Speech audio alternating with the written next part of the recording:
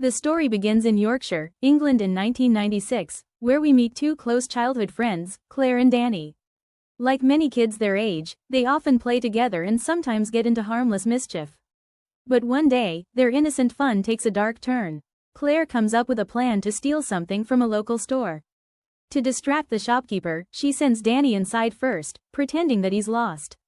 Though Dany is nervous, Claire encourages him to be brave. While Dany talks to the store owner, Claire quickly sneaks in, grabs a few items, and runs out unnoticed. But when she goes back to get Dany, the storekeeper calmly tells her his father came to pick him up. Instantly, Claire realizes something is terribly wrong. She knew that man wasn't Dany less than greater than wise father. In fact, she just witnessed something terrifying. And worse, Dany never came back. Soon it becomes clear that Dany was kidnapped. Although the kidnapper was eventually caught and sentenced, no one ever found out what really happened to Dany or where his body was. The mystery remained unsolved. The story jumps forward 25 years. Claire is now an adult and has returned to her hometown. Though many years have passed, the memory of Dany less than greater than wise disappearance still haunts her. During her visit, she runs into Bill, Dany less than greater than wise father, at a small restaurant. Bill has clearly changed. He's a broken man, emotionally distant, and still grieving the loss of his son. Claire, now a podcaster, listens as Bill shares his belief. He thinks Dany might still be alive. Bill asks Claire if she would talk about Dany less than greater than wise case on her podcast, hoping it might bring attention or help uncover new clues. But Claire explains that her podcast is small and won't reach enough people to make a difference. Still, Bill isn't ready to give up. He says he's willing to try anything, even if it sounds far-fetched. Claire agrees to help, not because she believes they'll find Dany, but because she still carries deep guilt. After all, it was her idea that led Dany into the shop that day. She feels responsible. Bill believes Dany less than greater than wise remains might be buried in the moors, a large, wild, and desolate area full of tall grass and uneven land. He somehow received information that pointed him there, though the source of that knowledge isn't yet clear. The next day, Bill introduces Claire to Liz, a local ranger who knows the moorland well. Together, they head out into the remote countryside. Claire feels uneasy. The moors are cold, empty, and eerily silent. With no one else around for miles, her childhood fears return. What if something happens to her, too? Throughout the film, interviews with townspeople are shown. We hear from a retired detective named Thornley, who worked on the original case. He explains how at the time, children were disappearing one after another. No bodies were found. People were scared to even send their kids to school. Everyone was afraid of a predator hiding in plain sight. Someone who took their children without leaving a trace. Back at home, Bill shows Claire a hand-drawn map with several marked spots, areas where he's already searched for Dany less than greater than wise remains, including new places he still wants to explore.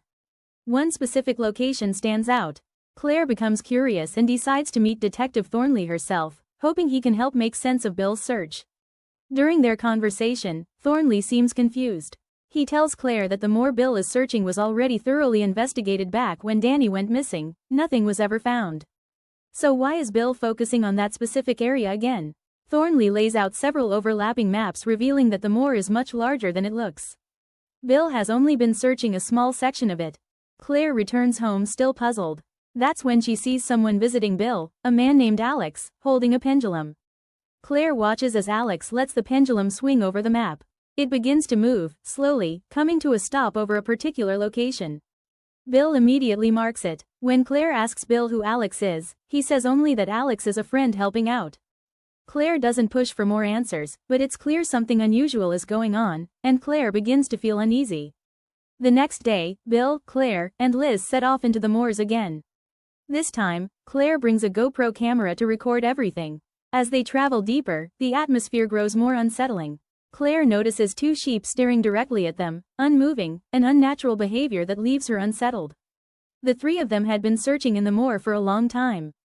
Then, Claire felt something and started walking in a direction. She reached a spot where she found a child's shoe. Bill and Liz also arrived while looking for her. Bill quickly put the shoe into a plastic bag to keep it safe. But on their way back, Claire starts to panic. The tension, the isolation, and the memories from her childhood are overwhelming. She wants to leave immediately. Thankfully, they make it back to the road safely. Later, we see Bill at the police station trying to reopen Dany less than greater than wise case. He presents the shoe, hoping it will be considered new evidence, but the officer tells him it's not enough. There's no DNA, no proof the shoe was recently uncovered, and no reason to reopen the investigation. Bill is devastated. Meanwhile, the film shows archived interviews from years ago. Locals recall the time the kidnapper was caught. While the community was relieved, there was still fear and confusion. What had he done with the children? Why were no bodies ever recovered? Police never released the man's photo. And though he was sentenced to 25 years, some suspected the investigation was flawed. Maybe that's why he didn't receive the death penalty. Later, Claire returns to the moors with Bill and Liz. While they're exploring, Bill and Liz suddenly vanish. Claire hears a faint sound and turns around and finds herself standing in the alley behind the same shop where Dany disappeared years ago. Everything looks just as it did in 1996. She sees a child that looks like Dany standing alone. Suddenly, a dark figure approaches him. Claire realizes this must be the kidnapper. Terrified and crying, she runs toward the boy to save him, but then wakes up. It was just a dream. A few days pass. With no help from the police, Bill decides to return to the moors, determined to keep searching. But this time, before heading out, he meets with Alex again, hoping he can use his abilities to pinpoint exactly where to search next. Alex explains that he has already helped as much as he can. From Claire's perspective, the whole thing starts to feel like a scam. She wonders if Alex is just pretending to help in order to take advantage of Bill. But then Claire is surprised to learn that Alex isn't charging anything at all. Whatever he's doing, it's not for money. During a tense conversation between Bill and Alex, a new truth comes out. Alex's daughter, Eleanor, is even more powerful than he is. She has stronger psychic abilities. But using them can severely weaken her. That's why Alex has kept her away from all this. But Bill has already gone around Alex. He has called Eleanor without his knowledge and she's agreed to help. Alex is upset, but Eleanor is firm. She believes she can assist and wants to try, even if it puts her at risk. Soon after, Eleanor arrives with her pendulum. At first, nothing happens, but when she touches Dany less than greater than wise old shoe, the pendulum suddenly starts spinning on its own, then comes to a stop at a specific location on the map. Bill marks it immediately. It's now their new target. But the process drains Eleanor. She looks pale and exhausted. Her father, concerned, tells her to start counting numbers out loud, a method that keeps her grounded in her own mind and prevents her from getting lost in the spiritual realm. It's clear these powers come with a cost. Eleanor had warned earlier, whenever she uses her psychic abilities, her mind connects to another realm, a place that's hard to escape. If she stays there too long, it can become dangerous. That's why Alex never wanted her involved. He tells her not to return to the moors, but Eleanor insists. She believes helping Bill is the right thing to do. The next day, the group, Bill, Claire, Eleanor, Alex, and Liz sets out again. On the way, Eleanor tells Claire that she can feel it in her bones. The moor doesn't want them there. As they approach the location, Eleanor suddenly hears a voice. A frightened little girl crying out. No one else hears it. Eleanor tries to calm the voice, asking who she is. The girl replies, I don't remember anything, just darkness. Moved by this, Eleanor becomes emotional. But moments later, the voice fades into silence. Suddenly, Eleanor breaks into a run. The others follow her until she suddenly falls into a hidden pit. Alex rushes to her side. Eleanor is unconscious, still trapped in that other world. Alex urges her to count numbers out loud, grounding her back into reality. Slowly, she regains consciousness. Meanwhile, Bill starts digging near the pit, feeling strongly that there's something there. As he digs, the wall of earth nearby collapses, revealing something horrifying. A child's skeleton buried in the dirt. Everyone is shaken. It's not Dany, but another missing child. A tragic confirmation that the moor hides more than just one secret. Soon after, the police return to the site. Old, cold cases are reopened, and a formal investigation begins into the buried bodies hidden in this cursed land. 4 weeks have passed since the discovery of the buried girl in the moor. Yet, Claire is still haunted by nightmares. The horror hasn't left her, and neither has the guilt. During a quiet conversation with Eleanor, she learns something disturbing. The girl's body they found was never reported missing. It wasn't even from that area. Someone had moved her body and buried it in the moors. The implications are chilling. Meanwhile, Bill is growing exhausted. He has been searching for decades, and though the police are now officially involved, there's still no sign of Dany. Despite everything, Bill clings to a single belief. Dany less than greater than wise body is still out there, buried somewhere in the moor. All he wants now is to find his son, just to see him one last time, and finally be at peace. One day, Bill and Claire visit Eleanor again, desperate for answers. Eleanor reveals something personal. A spirit named Thomas has always watched over her. He protects her when she's in danger and has guided her through many spiritual journeys, but she cannot speak to him directly. To do that, she must allow Thomas to temporarily take control of her body. Bill tells her that he wants to know if Dany is buried among the same bodies in the moor. His gut tells him that all the children were taken to the same place. If they can find where the others were hidden, they can find Dany, too. Eleanor agrees. She prepares herself and begins the ritual to connect with Thomas. Soon, Thomas speaks through Eleanor. His tone is calm but heavy. When Alex asks about the missing children, Thomas explains, the children have gone silent. They are trapped in darkness now. Bill asks the question he's been holding back for years. Is Dany there, too? Before Thomas can give a clear answer, something strange happens. The map on the table suddenly becomes wet, as if soaked by an unseen force. The pendulum spins wildly before stopping at a single location. That's where they must go. Without hesitation, Bill decides to head out immediately. Alex warns him it might not be safe. But this time, Claire speaks up, too. She says she wants to go. Dany needs us, she tells them. Once again, the group sets out. Bill, Claire, Eleanor, Alex, and Liz. This time, their journey takes them deeper into the moor than ever before, and they know they'll need to spend the night there. As they walk, they pass huge ancient stones, each carved with strange markings. According to local belief, these symbols date back to the Stone Age, a sign that rituals had been taking place here long before any of them were born. Soon, heavy rain begins to fall, forcing the group to set up tents and take shelter. As they wait inside, Eleanor warns the group. Thomas doesn't want to be here. There's something dark in this place. It doesn't want us to stay. Tension builds. A small argument breaks out between Bill and Alex, and Bill storms out of the tent in frustration. Liz follows him, trying to calm him down, but out in the darkness, Bill spots something. A figure moving in the distance. He takes off running, chasing it into the night, but ends up sinking into a muddy bog. Liz pulls him out, but by the time they recover, they've wandered far from camp. Back in the tent, Alex steps outside for a moment, leaving Claire alone with Eleanor. As they wait, Eleanor suddenly asks Claire a personal question. Bill, he's so rough. How can you stand by him?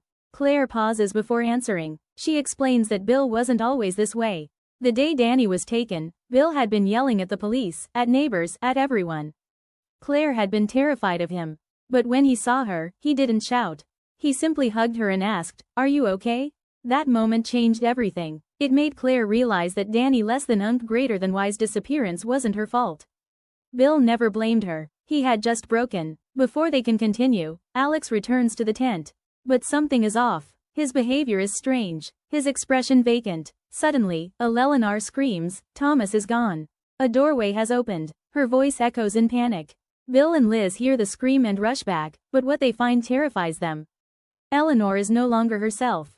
She's possessed. Eleanor's eyes are blank. Her voice changes. Her body shakes violently. She can't bring herself back.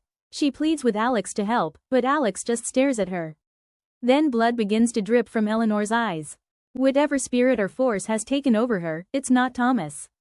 It's something far more violent, far more ancient. The others can only watch in terror as Eleanor fights against the entity inside her, unable to break free. As Eleanor convulses on the ground, her body overtaken by a violent force, Liz grabs her phone to call for help. But instead of reaching emergency services, a strange voice answers on the other end, one that calmly says, "No one can help you now." Everyone freezes in terror. Eleanor screams, her body writhing in pain as if something inside her is tearing her apart. Unnatural voices echo from deep within her, overlapping and whispering things no one can understand. And then Bill hears something chilling, the voice of Dany calling to him. Panicked and confused, the group runs out of the tent, the moorland around them shifting and breathing as if the earth itself is alive. Moments later, Eleanor collapses unconscious. Suddenly, Alex appears at the edge of the camp, asking what happened to Eleanor, but the group stares at him in horror because Alex had already been inside with them. Realization dawn. This isn't Alex. This is something else. Before they can act, strange sheep-like creatures appear, their eyes missing, their presence otherworldly. The creatures surround them, forming a silent circle. The group is frozen in fear. At dawn, a rescue team arrives and helps lead everyone back to safety. As they leave the moor, Liz notices something bizarre. The sheep-like creatures from the night before are now petrified, turned to stone. Later at the hospital, Eleanor is treated but remains deeply shaken. Alex, her father, stays by her side, devastated. Meanwhile, Claire receives a call from Detective Thornley, warning her never to return to the moor again. Something terrible happened there, he says, and now the kidnapper has gone missing from prison. Claire is horrified. Bill, however, has become unreachable, obsessed, unstable, and more determined than ever. Claire tries to stop him, but nothing she says works. The next day, she leaves him and returns home, finally recording an episode on her podcast to tell the whole story, everything she's seen and survived. In the film's final moments, we're shown GoPro footage from Claire's camera recorded during their last night on the moor. It reveals the horrifying truth. That night, when the others were asleep, Bill forcibly took Claire back out to the ritual site, led by a voice only he could hear. The voice promised him, "If you give Claire as a sacrifice, your son will be returned to you." She was meant to disappear that night, not Dany. Claire begs him to stop. Tears stream down her face as she pleads, "Your son is gone. This won't bring him back." But Bill refuses to listen. He believes this is the only way. In the footage, we see Bill throw Claire into the bog, the same cursed swamp where countless children were buried. As she sinks, ghostly hands rise from beneath, pulling her down. Her screams are swallowed by the earth. And then, in the final image, we see a boy walk out of the darkness toward Bill. It's Dany, or at least it looks like him. Bill believes the dark force buried in the moor demands a cost. He sacrifices Claire in a final desperate ritual, possibly opening a path for Dany less than greater than wise return. But whether that return is real or delusional remains deeply ambiguous. The film leaves us questioning if the supernatural is real or if it's all the tragic outcome of a grieving father's broken mind.